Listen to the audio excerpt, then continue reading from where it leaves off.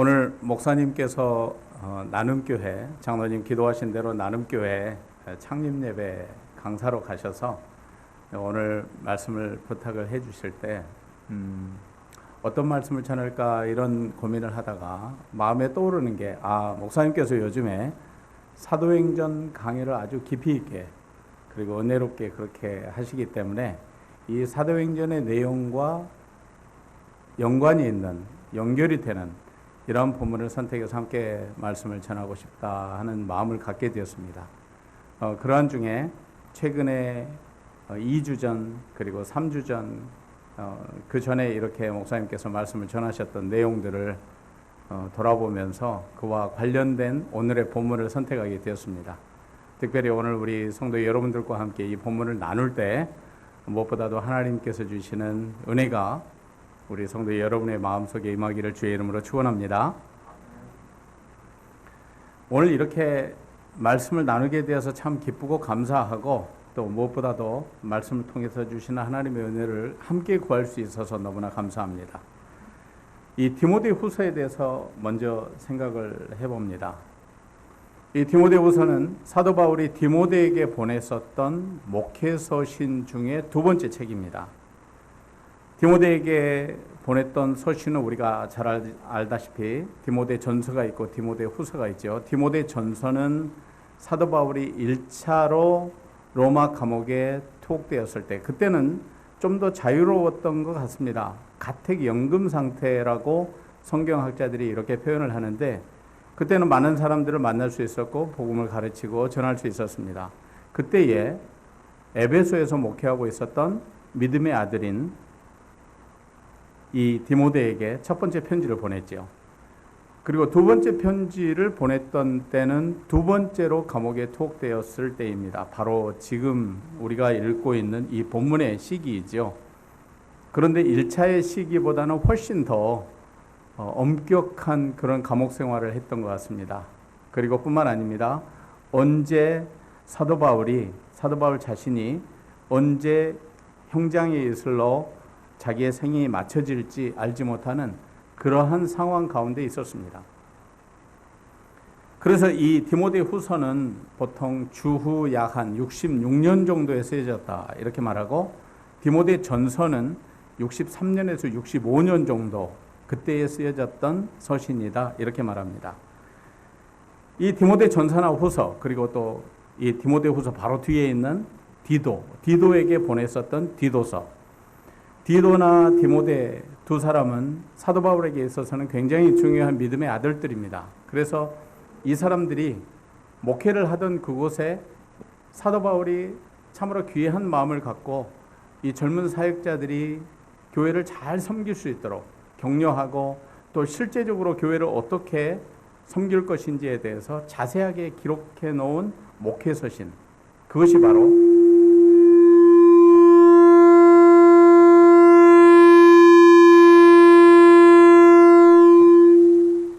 디모데 후서와 디모데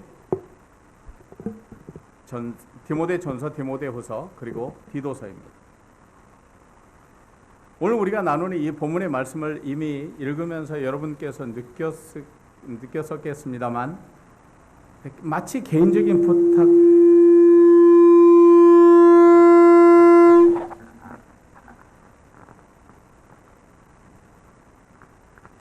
부탁처럼 느껴지기도 합니다. 그런데 우리가 이 본문의 말씀을 자세히 읽어보면 결코 그렇지 않다는 사실을 알게 됩니다. 사도 바울이 왜 이러한 final remarks, last remarks, 그러니까 마지막 부탁을 하고 있을까? 이런 내용들을 우리가 함께 보게 되는데 우리 성도 여러분들께서 오늘 함께 말씀을 나누는 동안에 무엇보다도 사도 바울이 믿음의 아들인 이 디모데에게 간절하게 부탁하고 있는 이 내용들을 통해서 사도 바울 마음속에 담고 있었던 그 하나님 앞에서 가지고 있었던 소중한 믿음 그리고 소망 그리고 확신 그러면서 동시에 바라는 것들 이러한 것들이 우리 성도들의 마음속에 영감으로 와닿을 수 있기를 주의 이름으로 축복합니다. 오늘 이 말씀에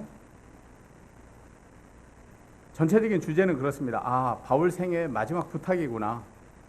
왜 사도 바울이 이렇게 이 디모데후서 4장에서 말하고 있는 것이 마지막 부탁이라고 우리가 확신할 수 있을까? 그 내용은 디모데후서 4장 6절의 말씀을 보게 되면 금방 알 수가 있습니다. 여러분 화면에 있는 이 본문의 말씀 같이 읽어볼까요? 시작. 관제와 같이 벌써 내가 부음이 되고 나의 떠날 기약이 가까웠도다. 관제라고 하는 말은 무엇입니까? 구약 성경에서 하나님을 예배할 때 레위기에서는 다양한 제사를 얘기하고 있죠. 그런 때에 이 제물 위에 제물을 번제로 드리려면 태워야 되는데 이 태우기 전에 포도주를 이 제물이 되는 어린 양에게 붓는 행위가 있습니다. 그것을 바로 이 drinking offering, 관제라고 말합니다. 다시 말하면 사도 바울이 지금 두 번째로 투옥된 이 감옥 생활에서 살다 보니까 하나님께서 주시는 마음에 자기가 언제 세상을 떠날지 몰라요. 하나님 앞에 언제 자기의 인생이 다 끝나고 하나님 앞에 이제 순교의 제물로 드려질지 모르는 그런 상황이 있다는 것이죠.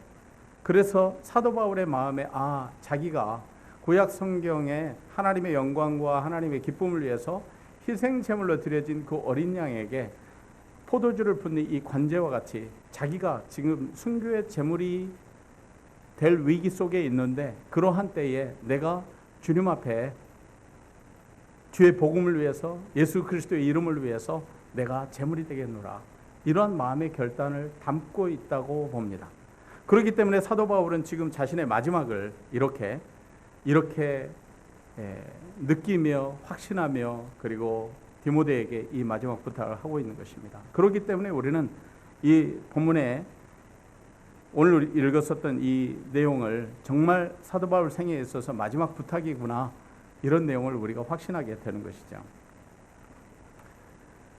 오늘 이 말씀을 보게 되면 사도 바울이 제일 먼저 당부하고 있는 게 있습니다. 이 디모데에게 편지를 보내면 이렇게 말해요. 어서 속히 내게로 오라.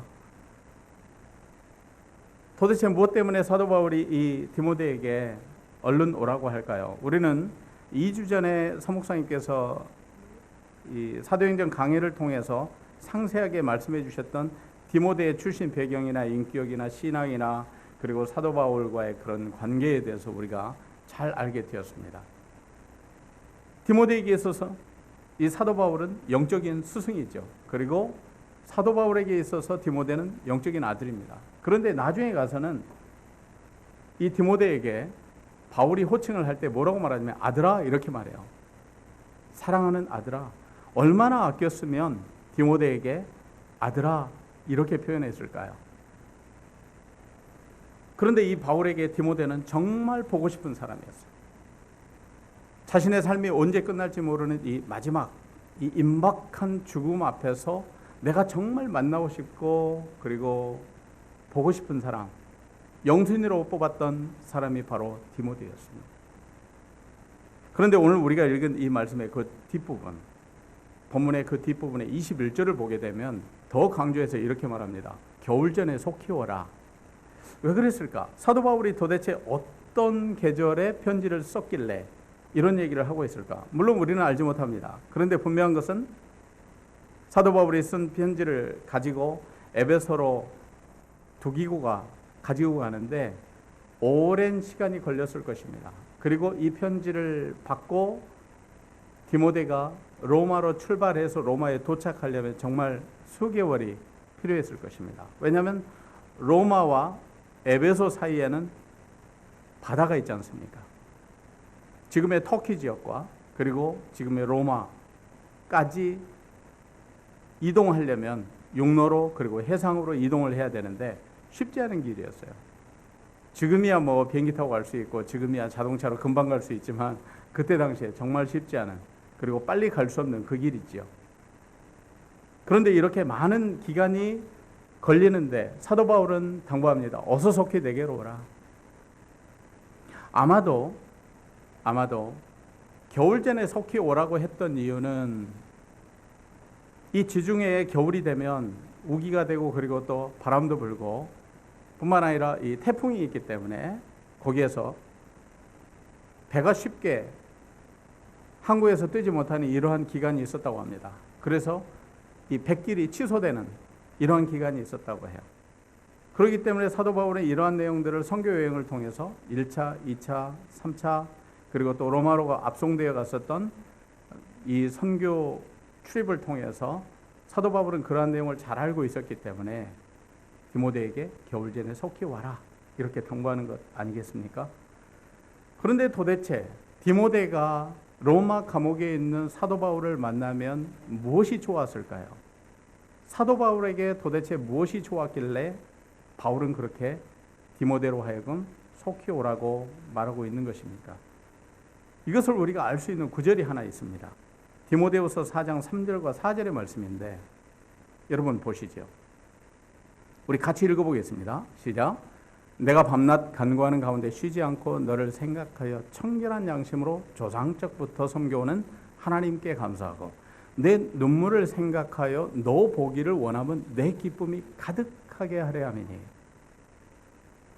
여러분 이 구절을 읽으면서 사도 바울의 마음이 와 닿아집니까? 사도 바울이 그렇게 보고 싶어 했었던 이 디모데가 오면 기쁘겠다는 것입니다. 그리고 살 것 같다는 것입니다.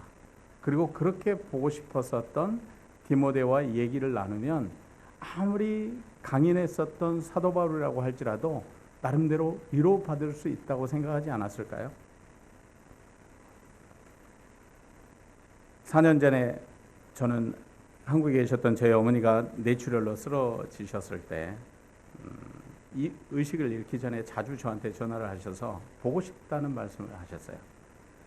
그런데 아주 당장에 풀어야 되는 아주 복잡한 일들이 교회에 있었고 그런 일들을 풀어나가는 과정에서 제 나름대로는 차일피일 미루고 있었습니다. 그런데 급기야 나중에 연락이 왔는데 어머니께서 코마 상태가 되어서 더 이상 대화할 수 없더라고, 없노라고 그런 연락을 받았어요. 그래서 급히 한국에를 갔는데 결국에는 대화 한 번 못하고 어머니 임종을 보아야 했었습니다. 그때 그 상황은 저에게는 큰 눈물이었죠. 디모데의 눈물은 언제나 사도 바울의 마음속에 기억되었습니다. 디모데가 왜 눈물을 흘렸을까요? 아마도 구원의 감사로 하나님 앞에 눈물을 흘렸겠죠. 또 디모데의 눈물은 기도의 눈물이었을 것입니다. 동역자 바울을 위해서, 그리고 외조모를 위해서, 어머니를 위해서, 그리고 헬라 사람 아버지를 위해서, 그리고 가족들의 구원을 위한 기도였을 것입니다. 뿐만 아닙니다. 성도들을 위한 기도, 그리고 교회를 위한 눈물이었을 것입니다. 주님의 고난을 생각하면 지금 박해 시대에 목회를 하는 한 젊은 사역자로서 하나님 앞에 잘 감당하기를 소원하는 그러한 눈물의 기도였을 것입니다. 저는 목회자의 눈물 하면 떠오르는 분이 있습니다. 저의 목회의 스승인 이중표 목사님이세요. 신학대학원 시절부터 9년 동안 그분 밑에서 목양이 무엇인지, 목회가 뭔지, 교회가 무엇인지, 물론 신학으로는 배우지만, 그러나 정말 실제 현장에서 한 사람의 그리고 한 영혼이 얼마나 귀한지를, 그리고 그것을 어떻게 목양하고 섬기는지를 배우게 되었습니다. 그분의 방에는 늘 언제나 그분의 서재 자리 뒤쪽에는 목양일념이라는 글씨가 있었는데, 어느 날 그 글씨를 보면서 목양일념이 이 목사님께는 형식이 아니구나 이런 생각을 하게 되었습니다. 그래서 참 좋은 목회자를 만나서 목회를 배우는 것을 저는 그때 하나님의 은혜로, 하나님이 저에게 주신 축복으로 여겼습니다. 그분은 말씀을 전하다가 예수님 이야기를 전하는 설교를 할 때마다 눈물을 흘리셨어요. 주님의 고난 때문에 흘리는 눈물, 주님을 배우기를 소원하는 눈물, 그리고 주님을 위한 목회와 목양 때문에 흐르는 눈물, 그리고 성도의 고통과 병마, 그리고 시련 때문에 그것을 듣고 흘리는 눈물, 그리고 자신의 육체적인 고통 때문에 흐르는 눈물도 있었습니다. 목회하시다가 담에 수술을 받으셨는데 7년마다, 정확히 7년마다 3번 수술을 받으셨습니다. 그런데 4번째 수술은 쉽지 않았습니다. 왜냐하면 암이었으니까. 그래서 4번째 7년 후에 얻었던 그 담과 암으로 이 암과 싸우다가 결국에는 하나님 앞에 부르심을 받았어요. 그분이 평소에 늘 좋아했었던 단어 하나가 있습니다. 누가복음 9장 38절에 나오는 말씀인데 별세하실 것을 말씀하실세. 다시 말하면 예수님께서 호련히 변화했었던 그 변화산에서 모세와 엘리야와 함께 대화를 나눴는데 그때에 예수님께서 예루살렘에서 죽으실 것, 예루살렘에서 별세하실 것을 말씀하셨다. 우리 성경에 그렇게 기록되어 있는데 이분은 그 별세라는 단어를 날마다 그리스도 안에서 자기 죽음을 표현하는 그러한 단어로 받아들이셨어요. 그렇구나. 교회를 살리기 위해서는 우리 목회자가 그리스도 안에서 날마다 죽어야 되는구나. 그리고 우리가 날마다 살기 위해서는 그리스도와 함께 다시 죽는, 다시 말하면 세례가 침례가 그리스도와 함께 죽고 그리스도와 함께 다시 사는 것이지 않습니까? 그렇기 때문에 오늘 우리가 그리스도 안에서 살아있는 생명으로 살기 위해서는 내 안에 그리스도가 살아주시는 그 삶을 살기 위해서는 내가 그리스도와 함께 십자가에 오늘 또 못 박혀야 되는구나. 이러한 말씀을 목회 영성, 신앙 영성으로 자주 강조하셨는데 그분이 결국 그분 자신이 진짜 육체적으로 별세하시고 주님 앞에 떠나갔어요. 그분은 그러한 암투병의 과정에서도 참 많은 주님의 고난을 묵상하는 눈물의 목회자로 글도 남기시고 그리고 그렇게 별세 사수를 단상으로 남겼던 그런 책도 있습니다. 오늘 사도 바울의 감옥 생활 어떻습니까? 바울에게 있어서도 아주 강인했겠죠. 그러나 강인한 바울에게도 외로움도 있고 고독감도 있고 그리고 많은 것을 인내하고 참고 뿐만 아니라 종말론적인 삶, 언제 내 생명이 맞춰지게 될지 알지 못하는 그러한 상황 가운데서 사도 바울은 본향을 그리워하는 이 마음도 있었을 것이며 그리고 자신이 지난 1차, 2차, 3차 동안에 선교여행하면서 복음을 전했었던, 그래서 복음을 받아들이고 동역자가 되었었던 그 사람들과 교회들에 대한 마음이 간절하지 않았을까요? 그리고 많은 기도를 하였을 것입니다. 첫 번째 가택연금 상태에서 그렇게 기회를 얻는 대로 복음을 전했던 사도 바울. 그런데 두 번째는 많이 그렇게 못했던 것 같아요. 그래서 두 번째 옥중에 있을 때는 서신들을 많이 쓰게 되었습니다. 그 서신 중에 하나가 바로 이 디모데후서인 것이죠. 두 번째 감옥 생활 중에 썼던 것입니다. 그런데 이러한 바울에게도 필요한 사람이 있었던 거예요. 바로 그 사람이 디모데였습니다. 디모데와 함께 대화하면 사도 바울은 위안을 받을 수 있었을 것입니다. 그리고 또 디모데에게 뭔가 해줄 말이 있었을 것입니다.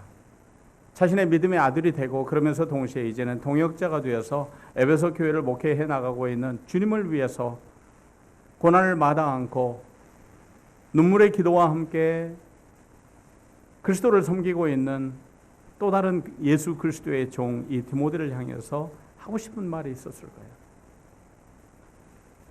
그래서 디모데에게 오라고 합니다. 뿐만 아닙니다. 자기에게 필요한 겉옷도 가져다 달라고 하죠. 뿐만 아닙니다. 자신에게 소중한 글이었을 것입니다. 책 중에서 가죽 종이에 쓴 책을 가져오라고 말하죠. 어떤 사람들은 그것이 무엇일까? 많은 상상력을 발휘해서 아마 그것은 성경일 것이다. 이런 얘기도 합니다. 물론 그럴 수도 있고 아닐 수도 있습니다. 그러나 분명한 것은 사도 바울에게 중요한 것일 것이고 아니면 또 다른 어떤 교회에 보내려고 써놨었던 서신일 수도 있겠지요. 오늘 우리에게 이런 질문을 해봅니다. 오늘 바로 나 자신을 필요로 하는 사람은 누구일까? 디모데를 필요로 하는 사람은 사도 바울이었습니다. 아니, 반대로 디모데가 사도 바울을 필요로 한다면 우리는 쉽게 이해할 수 있는데 사도 바울 같은 사람도 디모데가 필요하군요. 오늘 우리는 어떻습니까? 주님 앞에서 내가 필요로 하는, 나를 필요로 하는 사람이 누구일까요? 우리는 알지 못할 수도 있습니다. 그러나 때로는 내가 생각할 때 나의 도움이 필요한 사람이 있을 수도 있겠죠. 어떤 분들은 나이가 들어서 실제적인 도움을 주지 못하니까 나는 폐물이야. 이제는 나는 어디에도 소용없어. 이렇게 생각하는 분들이 있을까요? 그런데 우리 성경을 보게 되면 예수님께서 오시기 전에 메시아를 기다렸던 사람 중에 시몬과 안나가 있었습니다. 안 나는 그 나이를 따져보니까 남편을 잃은 이후에 수십 년을 기도하는 사람으로 그리고 홀로 살았습니다. 그리고 메시아를 기다렸습니다. 그리고 아기 예수를 만났습니다. 그분이 성전에서 기도한 그 횟수 다 대보면 그분의 나이가 거의 100세, 105세 정도 추정할 수 있습니다. 여러분, 오늘 주님의 일을 위해서 내가 필요 없다고 말할 수 있는 사람은 아무도 없을 것입니다. 누군가 오늘 우리를 필요로 합니다. 믿음에 낙심한 사람이 우리를 필요로 하고 하나님이 없다고 하는 사람이 우리가 필요한 사람. 복음을 위해서 타국 멀리 가서 복음을 전하고 있는 외롭게 사역지에서 선교하고 있는 사람들이 우리의 도움, 우리의 소식, 그리고 우리의 격려가 필요한 사람 아닐까요? 이 팬데믹에 직장을 잃은 사람이 있을 수 있습니다. 사업체를 문 닫은 사람이 있을 수 있습니다. 그들에게 필요한 위로는 누가 전할까요? 우리 아닐까요? 의료 현장, 그리고 또 이센셜 워킹 현장에서 감염을 무릅쓰고 그 위험을 감수하면서 일하는 사람들, 우리의 격려가 필요하지 않을까요? 삶의 두려움과 불안이 점점 커져가는 사람들에게 누가 필요한 것입니까? 오늘 세상을 이기신 예수 그리스도의 복음을 가지고 있는 바로 우리가 필요한 것 아닐까요? 내가 선한 이웃이 되고 좋은 동역자가 되어서 필요를 채워줄 수 있는 이와 같은 우리 성도 여러분 되시기를 주의 이름으로 축원합니다. 오늘 우리가 함께 본 이 기록, 사도 바울의 이 서신 속에 많은 사람의 이름이 나옵니다. 데마가 나오고 그리스게가 나오고 디도가 나오고 누가, 마가, 두기고가 나옵니다. 이런 많은 사람들의 이름이 디모데 후서에만 나오는 것이 아니라 사도 바울이 어떤 교회에 서신을 보내게 되면 그 서신을 받는 교회와 연관된 수많은 사람들이 등장합니다. 로마 교회에 보냈던 로마서에도 로마서 16장을 보게 되면 33명 이상의 사람들, 그리고 더하기 이름이 기록되지 않는 더 많은 사람들도 등장합니다. 왜 그럴까요? 그런데 사도 바울이 이렇게 이름을 기록하며 어떤 사람들에 대해서는 그 사람들의 신앙과 그리고 그 사람들이 주 안에서 어떻게 살았는지, 주 앞에서 어떻게 살았는지 간단하게 코멘트를 합니다. 또 어떤 사람에 대해서는 경계하라고, 오늘 우리가 보았었던 이 본문의 말씀을 보게 되면 구리장색, 금속 세공업자였었던 알렉산더에 대해서 얘기하죠. 그런 사람은 경계해라, 이렇게 기록하는 사람들도 있습니다. 우리가 보아야 될 것은 사도 바울이 사람 보는 관점이 있었다는 것입니다.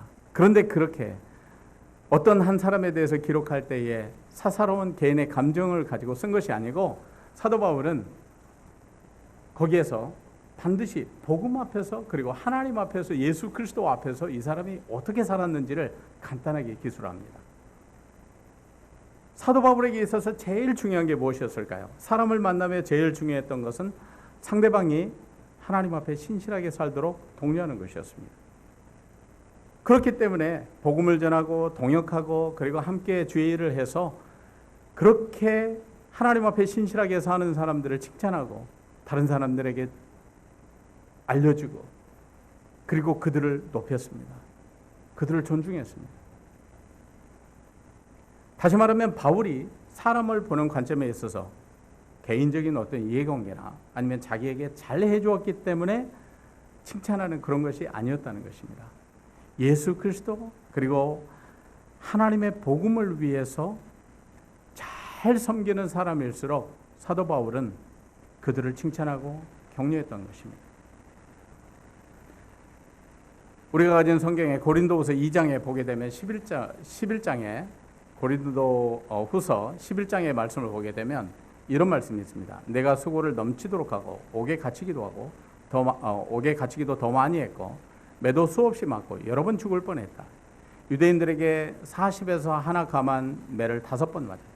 3번 태장으로 받았다. 여러분, 태장이라고 하는 것은 이 가죽끈 끝에 납을 다는 것입니다. 그래서 때리고 다 잡아당기면 이 납이 살점을 파서 살점이 떨어지는, 예수님도 이 태장을 맞았다고 그렇게 알려져 있습니다. 사도 바울은 또 한 번 돌로 맞고 3번 파선하고 일주일을 깊은 바다에서 지냈습니다. 뿐만 아닙니다. 여러 번 강의 위험, 강도 위험, 동족 유대인들로부터 오는 위험, 이방인의 위험, 신의 위험, 광야의 위험, 바다의 위험, 거짓 형제의 위험, 이 많은 위험들을 무릅쓰고 수고하고 애썼습니다. 그리고 잠을 못 잔 때도 있었습니다. 굶어야 했고 춥고 헐벗었던 때도 있었다고 합니다. 여러분, 사도 바울이 이와 같은 고난을 당하면서 이 고난이 일상화되어 있는 자기에게 잘해준 사람을 훌륭한 사람이라고 적은 것이 아닌 것입니다. 그리고 고난의 현장에 자기와 같이 있는 사람만 좋은 사람이다, 그렇게 평가한 것도 아닙니다. 어떤 자리에서든지 하나님 앞에 신실하게 믿음을 지키고 그리고 복음을 위해서 수고했던 사람들을 사도 바울은 칭찬하고 존중하고 그들의 삶을 간단하게 기록했습니다. 오늘 우리가 함께 볼 수 있는 이 바울이 기록한 인물들 중에 사도 바울이 감옥에 갇히니까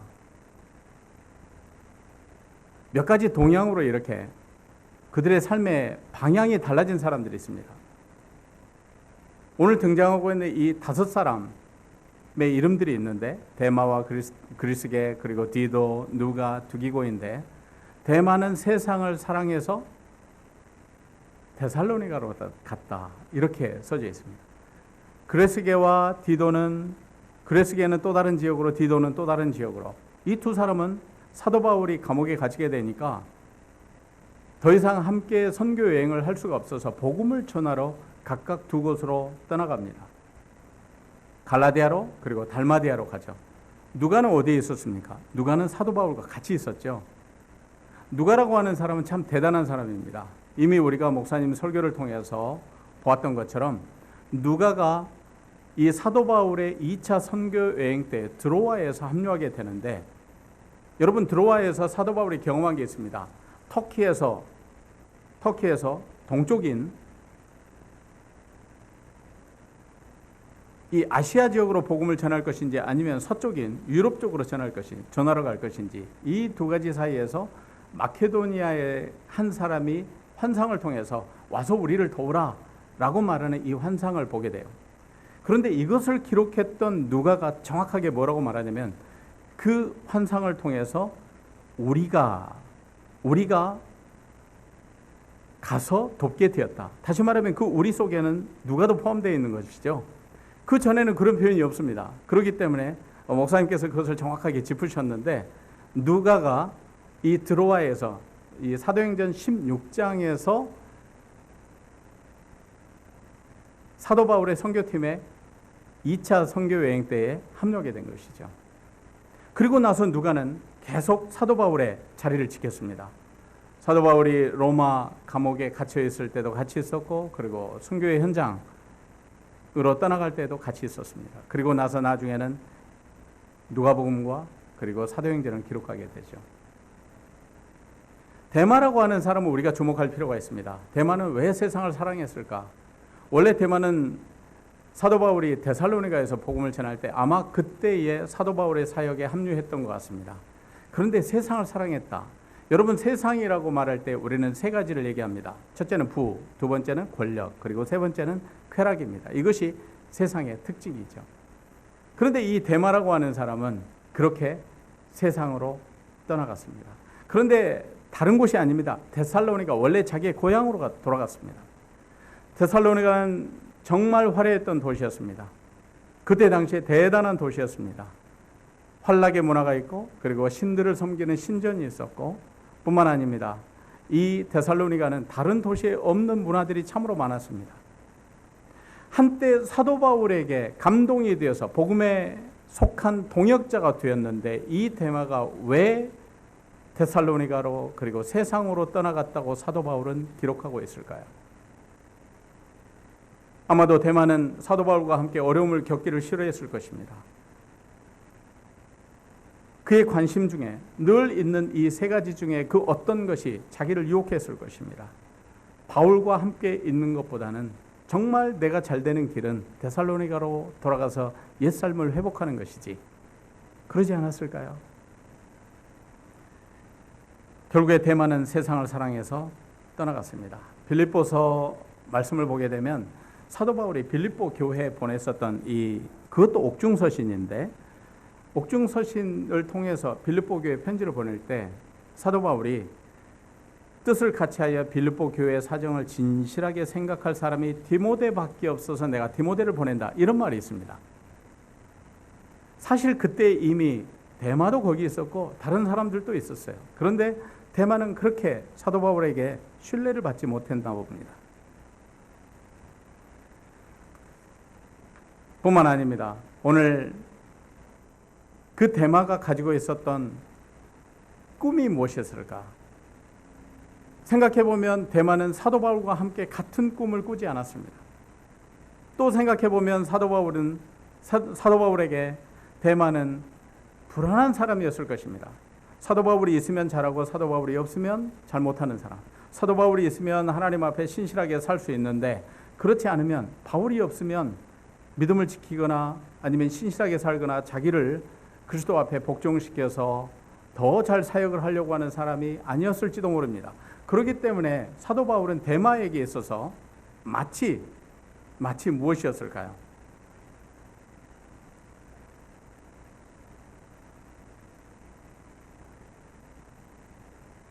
데마가 그리스도인다운 삶을 살기 위해서는 사도 바울이 필요하지 않았을까요?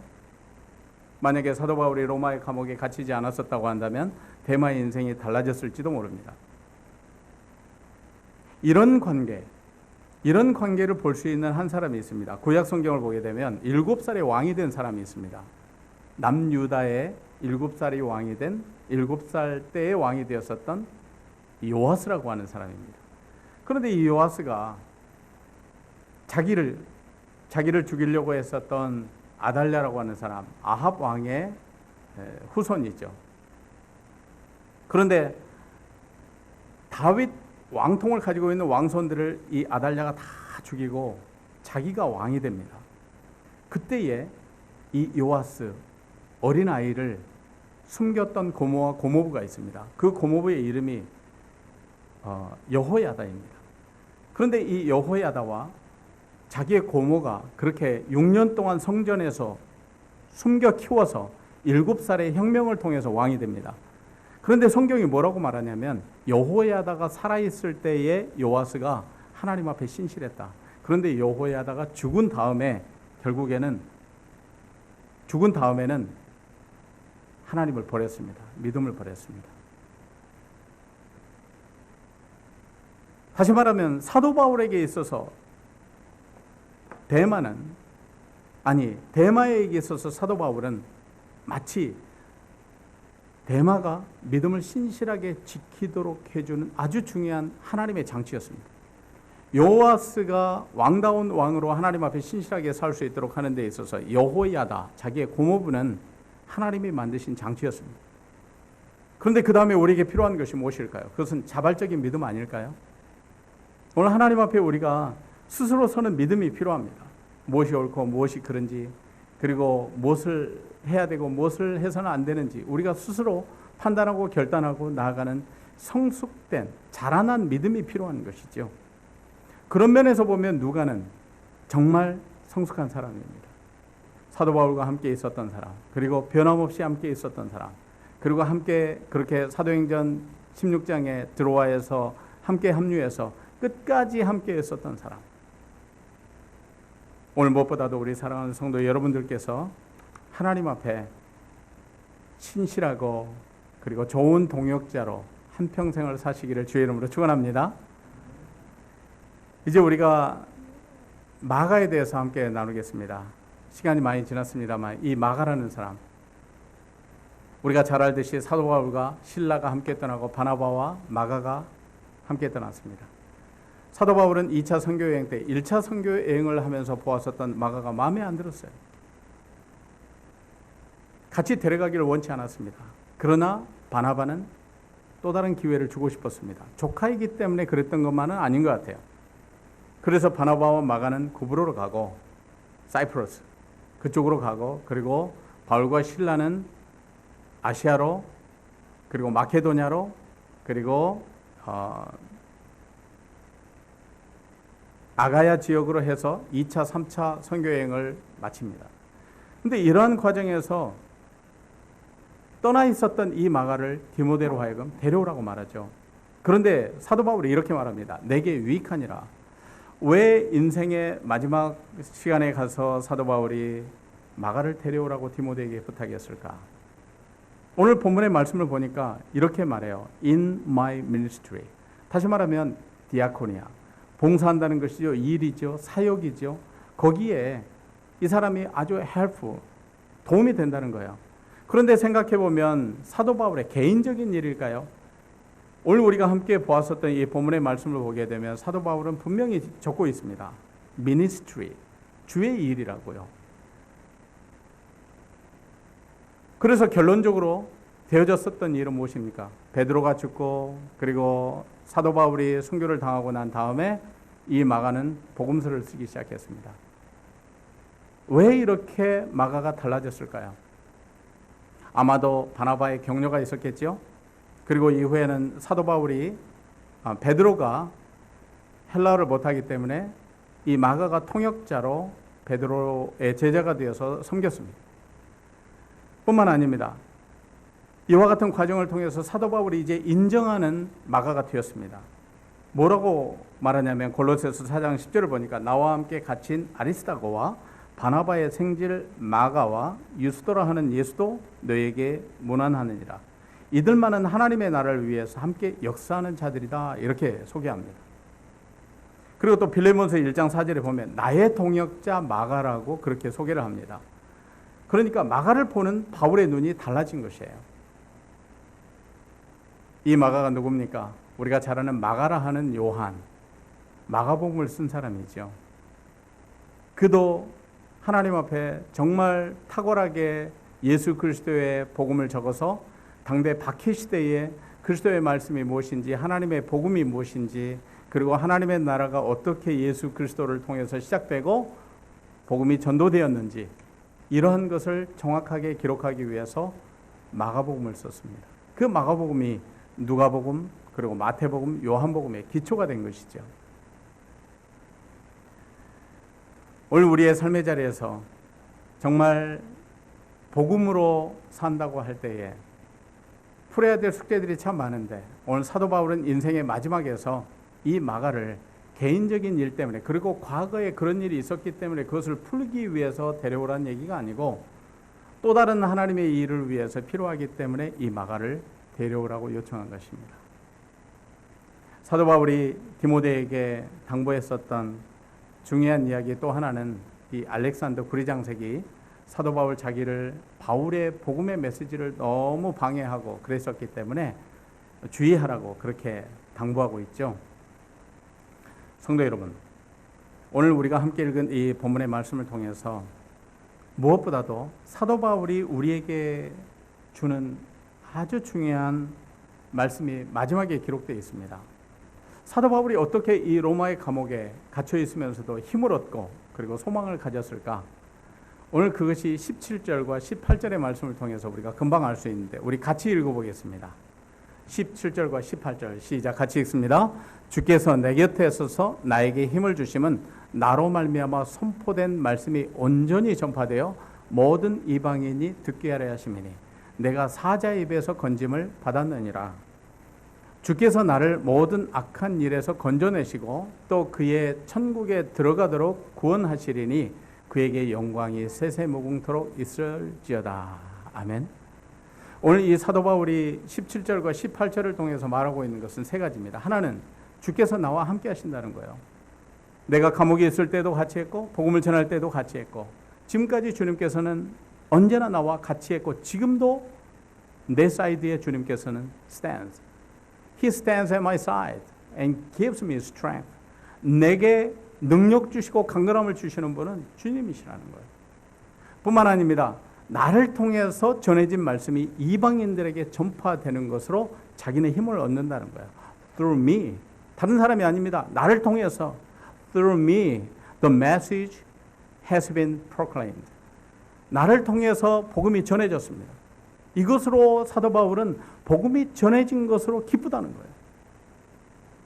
마지막으로 그 가택 연금상 이 로마의 감옥에서 죽음이 임박한 그 상황, 정말 종말론적인 종말적인 그 상황에서 사도 바울이 고백하는 것 중에 하나, 그 소망의 언어가 있는데 그것은 주님이 자기를 천국으로 인도하신다는 거예요. 성도 여러분, 오늘 우리가 하나님 앞에 믿음으로 산다고 할 때 오늘 자신의 삶의 마지막 끝자락에서 믿음의 아들인 그리고 동역자가 된 이 디모데에게 보낸 서신을 통해서 밝혔었던 여러 가지 면들을 우리가 함께 나누었습니다. 그런데 이와 같이 할 수 있었던 그 사도 바울의 신앙과 삶과 그리고 담대한 그 모든 것들은 바로 여기에서 나오는 것입니다. 주님이 나와 함께 하신다는 이 임마누엘 신앙, 그리고 주님이 내게 주셨던 그 메시지를 나를 통해서 전해서 사람들이 듣게 했다고 하는 구원의 메시지가 전해졌었다고 하는 이 확신 뿐만 아니라 내가 지금 죽음의 위기 속에서도 나에게 소망을 주셔서 나를 주님이 예비하신 바로 그 영원한 주의 나라로 인도하실 것이라고 하는 이 소망이 있었기에 사도 바울은 바로 감옥 속에서도 담대한 믿음의 소유자가 되었습니다. 사랑하는 성도 여러분 모두가 오늘 이 말씀을 통해서 주시는 말씀의 은혜가 임하고 무엇보다도 주님과 함께 동행하는 삶을 추구해서 하나님께 온전한 영광이 되시기를 예수님의 이름으로 축원합니다. 아멘. 아버지 하나님 감사합니다. 오늘